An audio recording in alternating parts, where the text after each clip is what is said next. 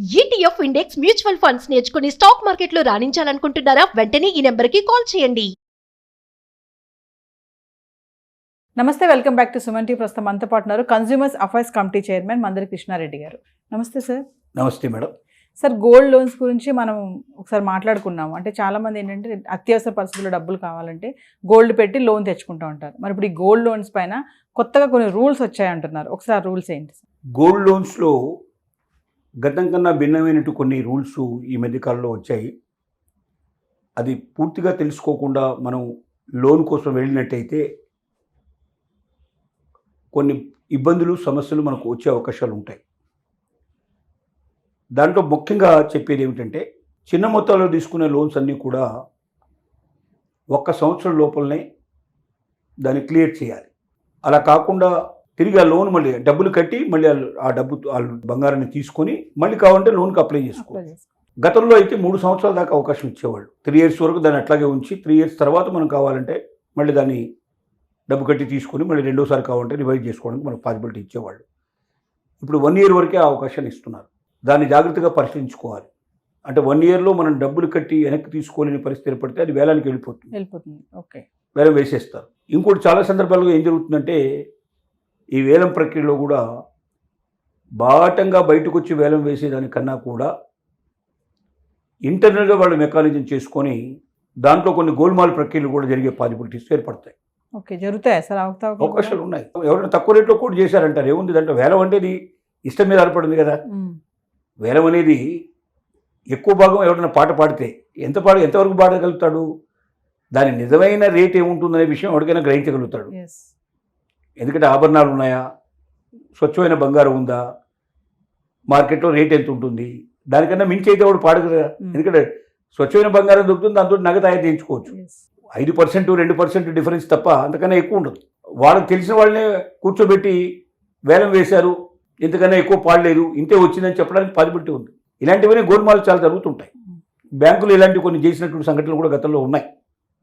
అంటే అందరూ అలా చేస్తారని మనం చెప్పలేం, కానీ కొన్ని చోట్ల పాసిబిలిటీస్ ఉన్నాయి. రెండోది ఏంటంటే, ఇప్పుడు కొత్తగా పెట్టేటువంటి దాంట్లో 85% వరకు బంగారం మీద లోన్ దొరికే అవకాశం ఉంది. అంటే ఇప్పుడు ఏ రేట్ అయితే నడుస్తుందో ప్రస్తుతానికి ఆ రేటు మీద 85% రేటు తీసుకునే పాసిబిలిటీ ఉంది. అదొకటి మనం ఖచ్చితంగా పెట్టినప్పుడు మనకు తక్కువ ఇస్తారంటే, మనం ఎందుకు మీరు తక్కువ ఇస్తారు, 85% వరకు నాకు అధికారం ఉంది కదా అని చెప్పి ప్రశ్నించాల్సిన అవసరం ఉంది మనం. అంటే వాళ్ళ ₹1,00,000 సుమారుగా ఉందనుకుంటే 85,000 రూపాయలు ఒక తులం మీద మనకు లోన్ రావాలి. మేము 60,000 ఇస్తాం, 50,000 ఇస్తామంటే కుదరదు.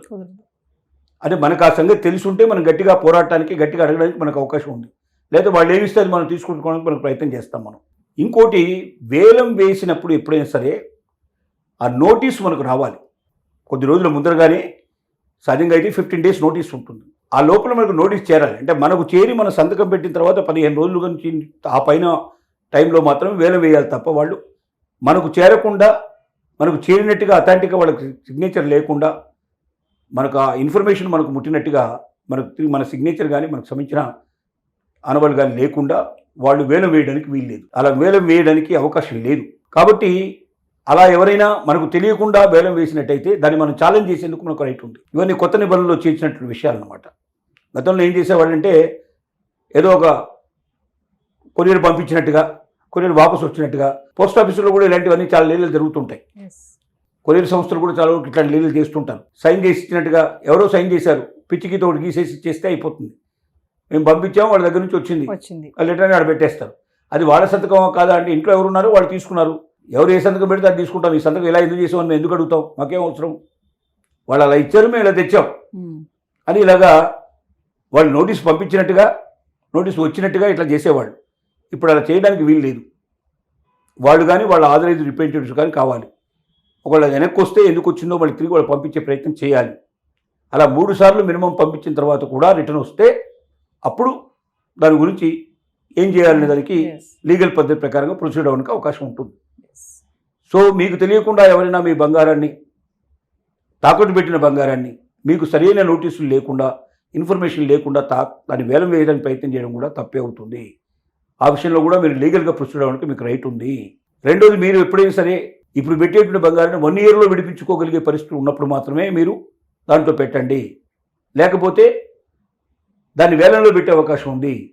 వేలంలో పెట్టిన తర్వాత ఇవాళ తులానికి మార్కెట్లో ఇంత ఉంది కదా, నేను 85%కే పెట్టాను కదా, ఇంకా 15% ఉంది కదా, వడ్డీ తీసుకుని తీసేసినా కూడా ఇంకా నాకు 10% ఎక్కువ రావాలి కదా, నేను 100 తులాస్ మీ దగ్గర పెట్టాను, 10 తులాలు, ఒక తులం 10 గ్రాములు, ఒక 100 గ్రాములు పెట్టాను అంటే 100 గ్రాముల మీద నాకు ఎంత రావాలి? నాకు ఇప్పుడు ఇచ్చింది 85 చొప్పున 85,000 ఇంటూ 10 వేసుకుని 8,50,000 నాకు ఇచ్చారు. Yes. నాకు లెక్క ప్రకారంగా 10 లక్షల వాల్యూ పెట్టాను. వేలం వేసే రోజున అది ఏ 11 లక్షలు 12 లక్షలు ఉండి ఉంటుంది. అంటే ఈ 3 లక్షలు 4 లక్షలు నాకు రావాలి. అంటే ఎంత అయితే నేను కట్టాల్సి ఉందో ఆ కట్టేది తీసుకొని మిగతాది నాకు ఇచ్చేయమని, అది తీసుకోవడానికి కూడా మనకు రైట్ ఉంటుంది. వేలం వేసిన తర్వాత అంతకుముందు ఎంతైతే ఉందో మనం కట్టాల్సింది పోయిన తర్వాత మిగతా డబ్బులు మనకి ఇవ్వాలి. లెక్క ప్రకారం ఖర్చులు తీసేసి ఇస్తారు. కానీ చాలా సందర్భాల్లో మనకు ₹1 రాదు.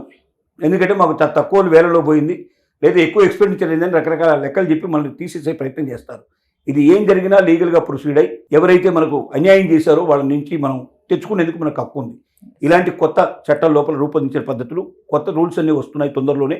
ఈ రూల్స్ ప్రకారంగా వేలం వేయడానికి కానీ వీటన్నిటికీ కానీ పాసిబిలిటీ ఉంది. కానీ మీరు ఒకటే గ్రహించాల్సింది, 1 సంవత్సరం లోపల మీరు తిరిగి తీసుకోవడానికి వీలుగా ఉండేటట్టయితేనే మీరు వేలంలో దాంట్లో పెట్టండి. మీరు గోల్డ్ లోన్ పెట్టి, లేదా మీ ఫ్రెండో మీ బంధువులు ఎవరి దగ్గర డబ్బైనా తీసుకెళ్ళి కట్టి దాన్ని మళ్ళీ తీసుకొని మళ్ళీ లోన్ తీసుకొని వాళ్ళ డబ్బులు వాళ్ళకి ఇచ్చే అవకాశం మీకు ఉంది. కానీ అది మీరు తీసుకోకపోతే మాత్రం 1 ఇయర్ లోపల వాళ్ళు వేలం వేసేందుకు వాళ్ళకి పూర్తి రైట్స్ ఏర్పడుతున్నాయి. Thank you.